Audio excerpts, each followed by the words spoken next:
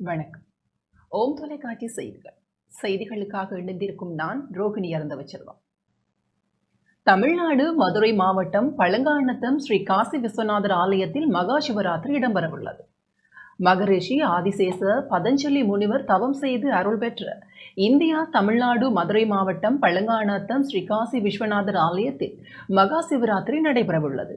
மகா சிவராத்திரி விரத பூஜைகளில் இரவு 7 மணிக்கு முதலாம் ஜாம பூஜையும், நள்ளிரவு 12 மணிக்கு 2ஆம் ஜாமத்தில் லிங்கோத்பவ பூஜையும், பின்னிரவு 2 மணிக்கு 3ஆம் ஜென்ம பூஜையும், அதிகாலை 4:30 மணிக்கு 4ஆம் ஜாம பூஜையும் இடம்பெறவுள்ளது. 2ஆம் ஜாம லிங்கோத்பவ பூஜையில் சர்வதேச இந்து மத குருபீடாதிபதி மகாராஜ ராஜகுரு ஸ்ரீ ஐயப்பதாச சாம்பசிவ சிவாச்சாரியாரின் ஆன்மீக அருளுடை இடம்பெறவுள்ளது. 4 ஜாமங்களும் பஜனைகள், ருத்ர பாராயணம், சிவபுராய பாராயணம் இடம்பெறும். ஆலய பிரதம குரு பிரம்மஸ்ரீ ராம வெங்கடேஸ்வர சர்மா தலைமையில் சிவராத்திரி பூஜைகள் நடத்தப்பட உள்ளன. சிவராத்திரியில் சிவபுராணத்தை பாராயணம் செய்வது தொடர்பில் சர்வதேச இந்து மத குருபீடாதிபதி சாம்பசிவ சிவாச்சாரியார் விளக்கமளித்துள்ளார்.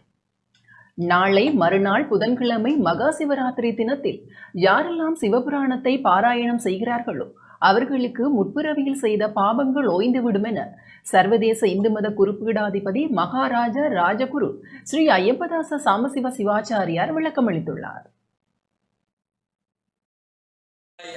மேன்மைகள் சைவ நீதி விளங்குக உலகமெல்லாம்.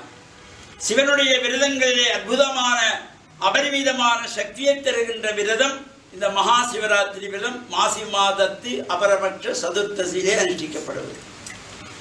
இந்த சிவராத்திரியிலே நாம் கண்விழித்திருக்க வேண்டும் என்கின்ற பொழுது சிவ சிந்தனையோடு இருக்க வேண்டுமே தவிர வேறு விதமான களியாட்டங்களிலோ இசை கச்சேரிகளிலோ இருந்து நாம் கண்விழிக்க கூடாது. பக்திபூர்வமான பக்தி பாடல்கள், அதே போல பஜனைகள், வேத மந்திர பாராயணங்கள், சிவபுராண பாராயணங்கள் இவற்றை இருந்து நாம் செய்கின்ற பொழுது எல்லா சிறப்புகளும் கிடைக்கும். இந்த சிவராத்திரியிலே சிவபுராணத்தை பாராயணம் செய்வதற்கு பல ஜென்மங்களிலே புண்ணியம் செய்திருக்க வேண்டுமா? மணிவாசக பெருமான் அழகாக சொன்னார், இறைவனை வணங்குவதற்கு அவனுடைய அருள் கிடைத்தவர்களாலே தான் முடியும். அவன் அருளாலே அவன் தாழ் வணங்கி. அவர் அந்த அவனுடைய அருளை எப்படி நாம் பெறுவது என்கிற பொழுது அதற்கு முதல் வரியிலே சொல்லுகிறார், சிவன் அவன் என் சிந்தையுள் நின்ற அதனால் அவன் அருளாலே அவன் தாழ் வணங்கி. சிவனுடைய எண்ணங்கள் எங்களுடைய சிந்தனையிலே எப்பொழுதும் இருக்கிற பொழுது அந்த அருள் தானாக சுரந்து இறைவனை வணங்க முடியும் என்று. அதே அவர் இந்த சிவபுராணத்திலே சொல்லுவார், சிந்தை மகிழ சிவபுராணம் தன்னை முந்தை வினை முழுதும் ஓய உரைப்பன் யான். இந்த சிவபுராணத்தை ஏன் தான் பாடுகிறேன் என்பதனை மணிவாசக பெருமான் சொல்லுவார். சிந்தை மகிழ சிவபுராணம் தன்னை. இந்த சிவபுராணத்தை யாரெல்லாம் பாராயணம் செய்கின்றார்களோ அவர்களுக்கு விந்தை வினை முழுதும், இந்த முந்தைய வினை முழுதும் ஓய உரைப்பன் யான். அதனால்தான் சிவபுராணத்தை பாராயணம் செய்கின்றவர்களுக்கு முற்பிறவியிலே செய்த சிந்தை மகிழ சிவபுராணம் தன்னை முந்தை வினை முழுதும் ஓய உரைப்பன் யான். எல்லா விதமான வினைகளையும் முற்பிறவியில் செய்த பாவங்கள் எல்லாம் தீர்க்கின்ற சக்தி அது ஓய்ந்து விடுமாம். அதனாலே முற்பிறவியில் செய்த தீவினைகள் ஒளிந்து விடுவதல்ல, ஓய்ந்து விடுவது. ஓய்ந்து விடுவது என்பது சற்று ஆறுதலாக வருவது. எனவே இந்த சிந்தை மகிழ சிவபுராணம் தன்னை முந்தை வினை முழுதும் ஓய உரைப்பன் யான் என்று அழகாக சொல்லுவார்.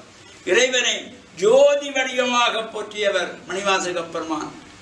ஆதியும் அந்தமும் இல்ல அரும்பெரும் ஜோதி என்று திருவம்பாவையிலே ஆரம்பிப்பார். இறைவன் கோழி சிலம்ப சிலம்பும் குருவங்கும் ஏழியம்பை எம்பும் பெண் சங்கங்கும் கேளில் பரம் சோதி கேளில் பரம் கருணை என்றார். இறைவன் ஜோதி வடிவமாக தோன்றியதை பல இடங்களிலே மணிவாசக பெருமான் ஜோதியாக இருந்து அருள் புரிந்தார் என்று சொல்லுவார். எனவே நாமும் இந்த லிங்கோத்பவகாலமாகிய இறைவன் ஜோதியாக தோன்றிய 2வது யாம பூஜை வழிபாடில் கலந்து கொண்டாலே 4 யாமங்களும் கண்பிடித்த பலனெல்லாம் நமக்கு கிடைக்கும் என்ற நல்ல சிந்தனையோடு நேயர்கள் அனைவருக்கும் சர்வதேச இந்து மத குருகுலத்தின் சார்பில் நல்லாசிகளை கூறிக்கொள்வதில் மனமகிழ்வு கொள்கிறோம். ஓம் நமச்சிவாய. சிவாய நம ஓம். இத்துடன் ஓம் தொலைக்காட்சி செய்திகள் நிறைவடைகின்றன. தொடர்ந்தும் ஓம் தொலைக்காட்சி நிகழ்ச்சிகளுடன் இணைந்து கொள்ளுங்கள். வணக்கம்.